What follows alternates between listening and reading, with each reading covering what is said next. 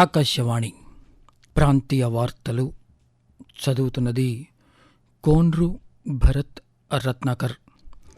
ముఖ్యాంశాలు: కర్నూలు జిల్లా జొన్నగిరిలో gold mining ప్రాజెక్టును ప్రారంభించిన ముఖ్యమంత్రి నారా చంద్రబాబు నాయుడు. రాష్ట్రంలో రెండో విడత భూముల రీసర్వే ప్రక్రియను త్వరలో ప్రారంభిస్తామని చెప్పిన రెవెన్యూ శాఖ మంత్రి అనగాని సత్యప్రసాద్. బీసీ విద్యార్థులకు నీట్, ఐఐటి శిక్షణ కోసం 2 ఎక్సలెన్సీ సెంటర్లు ఏర్పాటు చేస్తున్నట్లు వివరించిన బీసీ సంక్షేమ శాఖ మంత్రి ఎస్ సవిత. 75 కోట్ల రూపాయల ఖేలో ఇండియా నిధులతో రాష్ట్రంలో స్టేడియంలను అభివృద్ధి చేశామని తెలిపిన రవాణా క్రీడల శాఖ మంత్రి మండిపల్లి రాంప్రసాద్ రెడ్డి. వార్తల వివరాలు.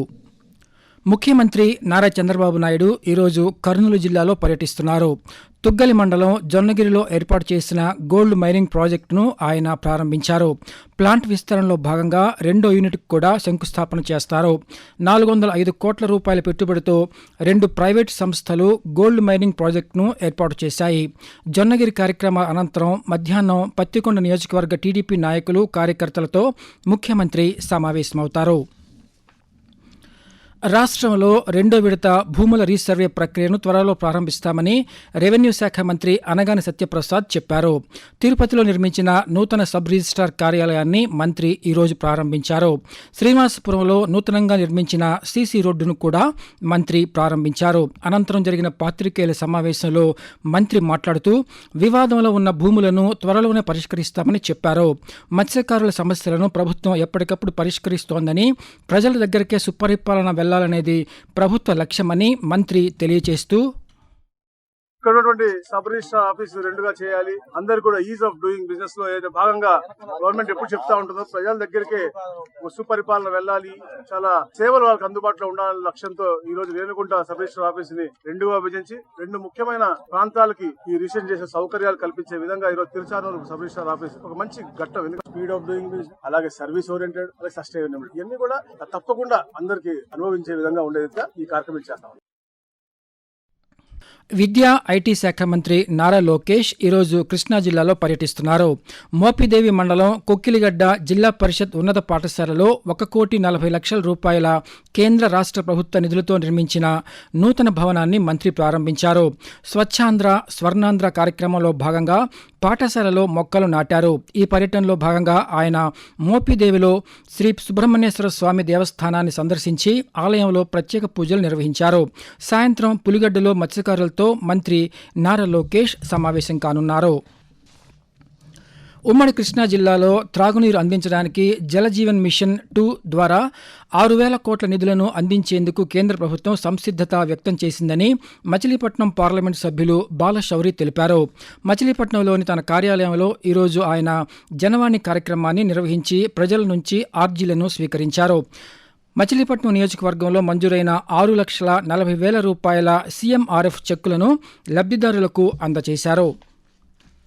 ఆకాశవాణి ప్రాంతీయ వార్తలు వింటున్నారు.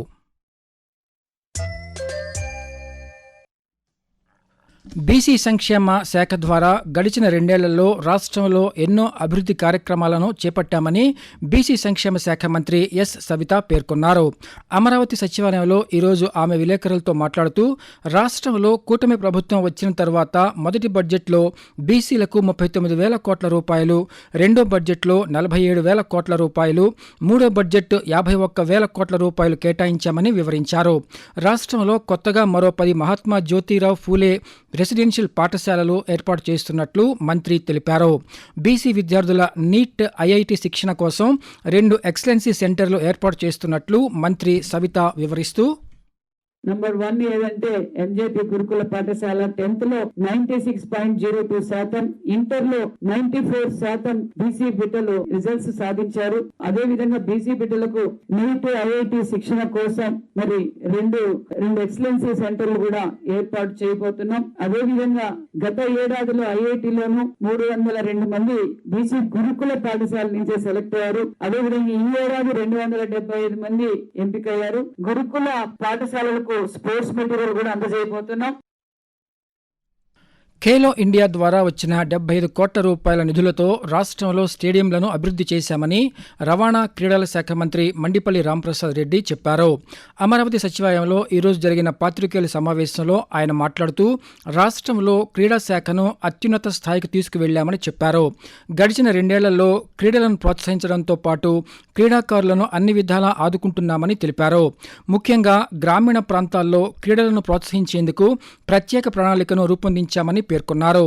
ప్రతిభావంతులైన క్రీడాకారులకు ఉద్యోగ రిజర్వేషన్ను 2 నుంచి 3% వరకు పెంచామని రాంప్రసాద్ రెడ్డి తెలియజేస్తూ శ్రీకాకుళం పట్టణంలో 14 కోట్ల వ్యయంతో ఇండోర్ స్పోర్ట్స్ హాల్ ను కూడా నిర్మాణం చేపట్టడం జరిగింది. అలాగే రాజమహేంద్రవరంలో 13.76 కోట్ల రూపాయలతో మల్టీపర్పస్ ఇండోర్ స్టేడియాన్ని కూడా నిర్మిస్తున్నాం. ఇదంతా ఖేలో ఇండియా ద్వారా 5 కోట్ల రూపాయలు ఏదైతే సాయి ద్వారా వచ్చిన గ్రాంట్లతో ఈ రాష్ట్రంలో అభివృద్ధి కార్యక్రమాలు చేపట్టడం జరిగిందని తెలియజేసుకుంటున్నాం. క్రీడాకారులకు ఉద్యోగ రిజర్వేషన్లు 2% నుంచి 3% పెంచిన ఘనత ఈ ప్రభుత్వాన్ని దాన్ని సగర్వంగా తెలియజేసుకుంటున్నా. దేశ సమగ్రత కోసం అఖండ భారత నిర్మాణమే లక్ష్యంగా తన ప్రాణాలను బలిదానం చేసిన మహనీయుడు డాక్టర్ శ్యామాప్రసాద్ ముఖర్జీ అని కేంద్ర ఉక్కు భారీ పరిశ్రమల శాఖ సహాయ మంత్రి భూపతిరాజు శ్రీనివాస్ వర్మ అన్నారు. డాక్టర్ ముఖర్జీ బలిదాన్ దివస్ సందర్భంగా పశ్చిమ గోదావరి జిల్లా భీమవరంలో నిన్న ఏర్పాటు చేసిన ఓ కార్యక్రమంలో శ్యామాప్రసాద్ ముఖర్జీ చిత్రపటానికి కేంద్ర మంత్రి శ్రీనివాస్ వర్మ నివాళులర్పించారు. ఈ సందర్భంగా కేంద్ర మంత్రి మాట్లాడుతూ ఒకే దేశంలో 2 రాజ్యాంగాలు, 2 ప్రధానులు, 2 జెండాలు ఉండకూడదు అనే నినాదంతో జమ్మూ కాశ్మీర్ను పూర్తి స్థాయి విలీనం కోసం ముఖర్జీ చేసిన పోరాటం చారిత్రకమైనదన్నారు. కేంద్ర ఎన్నికల సంఘం చేపట్టిన ప్రత్యేక సమగ్ర సవరణ ఎస్ఐఆర్ ప్రక్రియలో రాష్ట్ర విద్యాశాఖ మంత్రి నారా లోకేష్ తన వివరాలను అందజేశారు. గుంటూరు జిల్లా ఉండవల్లిలోని తమ నివాసానికి వచ్చిన బూత్ స్థాయి అధికారి అడిగిన సమాచారం, పత్రాలను మంత్రి లోకేష్ నిన్న సమర్పించారు. రాష్ట్ర వ్యాప్తంగా ప్రతి ఒక్కరూ ఈ ప్రక్రియలో పాల్గొనాలని మంత్రి విజ్ఞప్తి చేశారు. ఎస్ఐఆర్ ప్రక్రియలో పాల్గొనే ప్రజలు ఏమైనా సందేహాలు ఉంటే ఆయా వార్డుల్లో నియమితులైన బిఎల్ఓలను సంప్రదించాలన్నారు.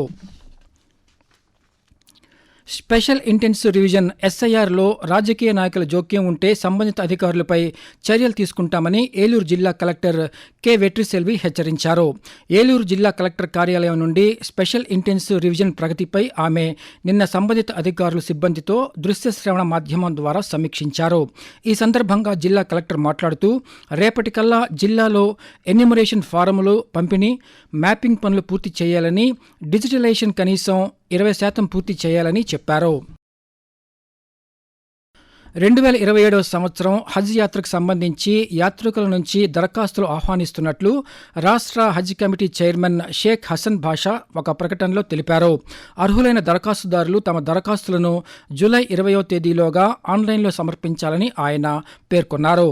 జూలై చివరి వారంలో నిర్వహించే లాటరీ విధానం ద్వారా యాత్రికులను ఎంపిక చేస్తామని తెలిపారు. ఈ నెల 28వ తేదీన నిర్వహించే పల్స్ పోలియో కార్యక్రమాన్ని గుంటూరు జిల్లాలో విజయవంతం చేయాలని జిల్లా వైద్య ఆరోగ్య శాఖ అధికారి కె విజయలక్ష్మి పేర్కొన్నారు. గుంటూరు జిల్లా మంగళగిరిలోని నగరపాలక సంస్థ కార్యాలయంలో ఆమె ఈరోజు పాత్రికేయులతో మాట్లాడుతూ పోలియో నిర్మూలనకు సమిష్టి కృషి అవసరమని, కార్యక్రమం విజయవంతం కావడంలో అన్ని శాఖల సమన్వయం కీలకమని అన్నారు. ప్రాంతీయ వార్తలు ముగించే ముందు ముఖ్యాంశాలు మరోసారి. కర్నూలు జిల్లా జొన్నగిరిలో గోల్డ్ మైనింగ్ ప్రాజెక్టును ప్రారంభించిన ముఖ్యమంత్రి నారా చంద్రబాబు నాయుడు. రాష్ట్రంలో 2వ విడత భూముల రీసర్వే ప్రక్రియను త్వరలో ప్రారంభిస్తామని చెప్పిన రెవెన్యూ శాఖ మంత్రి అనగాని సత్యప్రసాద్. బీసీ విద్యార్థులకు నీట్, ఐఐటి శిక్షణ కోసం 2 ఎక్సలెన్సీ సెంటర్లు ఏర్పాటు చేస్తున్నట్లు వివరించిన బీసీ సంక్షేమ శాఖ మంత్రి ఎస్ సవిత. 75 కోట్ల రూపాయల ఖేలో ఇండియా నిధులతో రాష్ట్రంలో స్టేడియంలను అభివృద్ధి చేశామని తెలిపిన రవాణా క్రీడల శాఖ మంత్రి మండిపల్లి రాంప్రసాద్ రెడ్డి. ఆకాశవాణి ప్రాంతీయ వార్తలు ఇంతటితో సమాప్తం. తిరిగి సాయంత్రం 6:10 విశాఖపట్నం కేంద్రం నుంచి ప్రాంతీయ వార్తలు వింటారు.